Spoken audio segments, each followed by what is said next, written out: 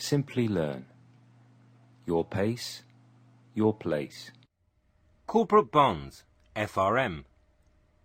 Part 1 of the FRM exam covers the fundamental tools and techniques used in risk management and the theories that underlie their use. Corporate Bonds. Welcome back.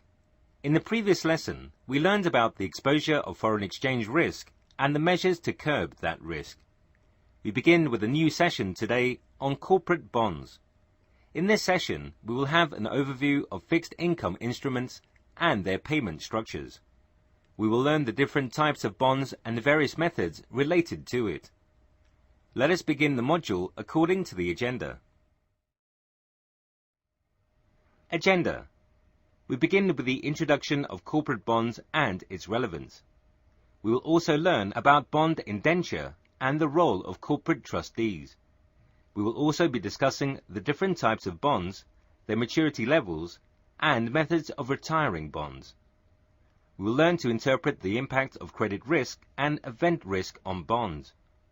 Lastly, we will learn the significance of high-yield issues related to bonds. Bond indenture and role of corporate trustees.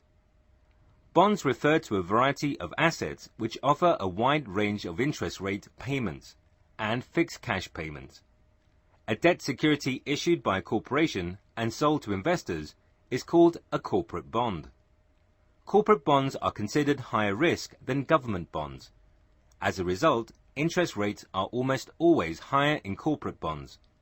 They are a major source of capital for many businesses, along with equity and bank loans of credit. Bond indenture is a document that states the obligation of the issuer and the rights of the investors. It is a document that legally binds the two. Corporate trustees act in a fiduciary capacity on behalf of the bondholders. As part of the Trust Indenture Act, all corporate bond offerings over $5 million must have a corporate trustee. The goal of a corporate trustee is to protect the rights of the bondholders.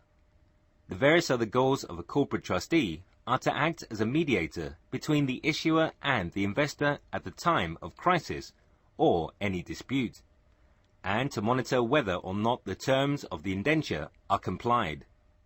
Their duty is also to make reports for the bondholders and take corrective measures if the issuer fails to pay interest or principal to the investor. In a nutshell, as mentioned earlier, the goal of a trustee is to protect the rights of an investor.